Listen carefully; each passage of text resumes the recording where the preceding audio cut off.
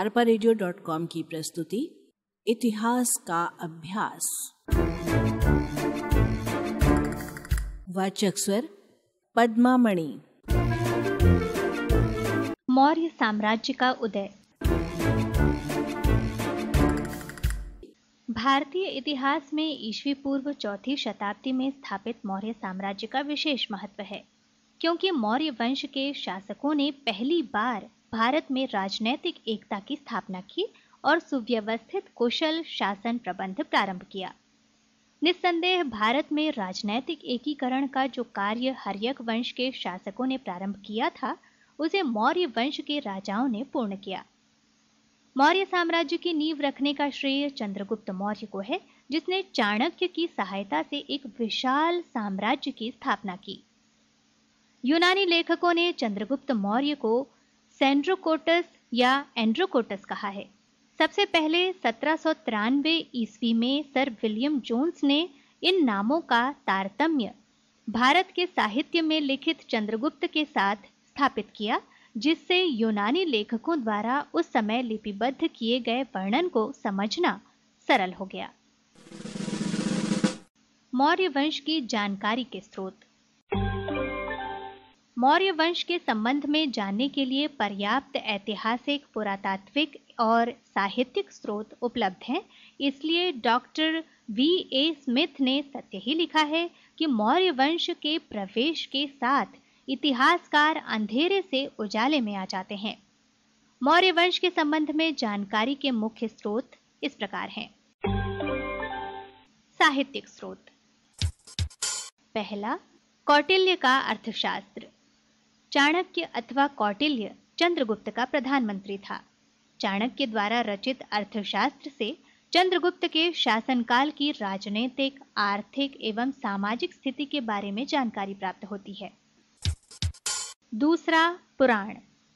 पुराण और उनकी टीकाओं में मौर्य काल के राजाओं एवं उनसे संबंधित घटनाओं का उल्लेख मिलता है। तीसरा, मुद्रा राक्षस।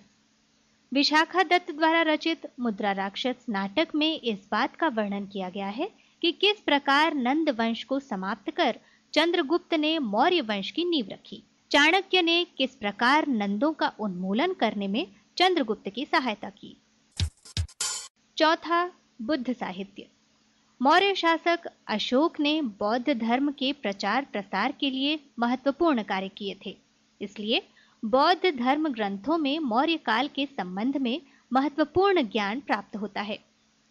दीपवंश, महावंश, दिव्यावदान और मंजूरी कल्प आदि ग्रंथों से मौर्य वंश की जानकारी मिलती है।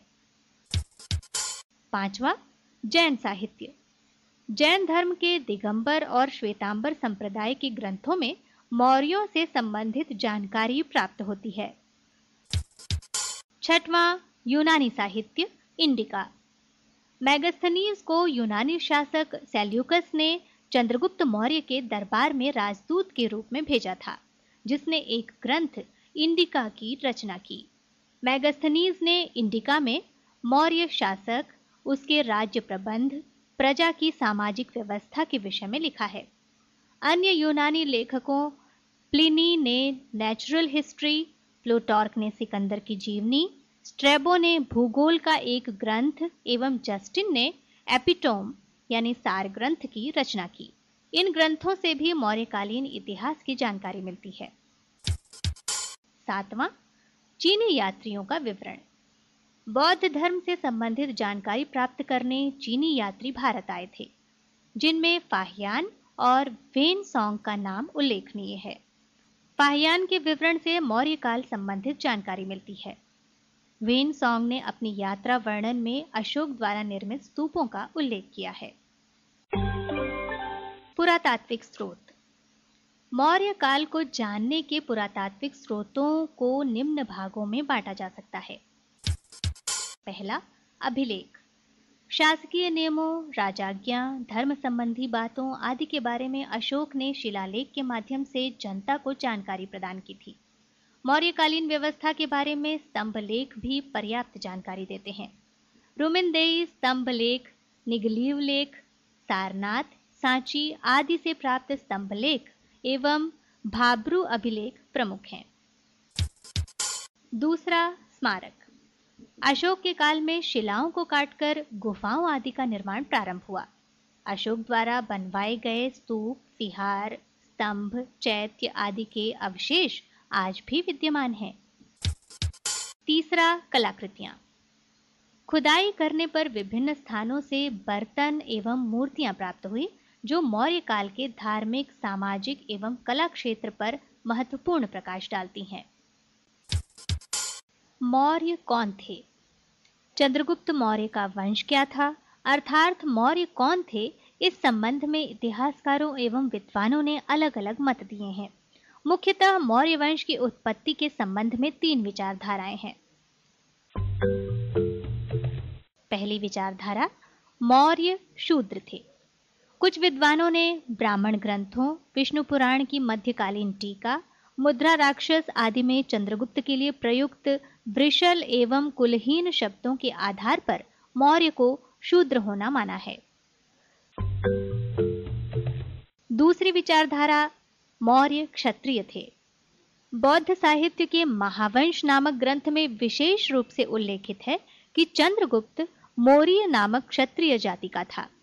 जैन साहित्य में भी मौर्यों को क्षत्रिय मानते हैं। हेमचंद्रकृत पिरशिष्ट पर्वन में चंद्रगुप्त को मयूर पोषकों के सरदार की पुत्री का पुत्र बताया गया है। तीसरी विचारधारा के अनुसार मौर्य पारसी थे। Doctor DB. स्पूनर का मत है कि मौर्य पारसी थे, क्योंकि मौर्य कालीन कला एवं फारस के सामाजिक धार्मिक जीवन में समानताएं थी, परंतु यह तथ्य स्वीकार नहीं किया गया। arparedio.com की प्रस्तुति इतिहास का अभ्यास।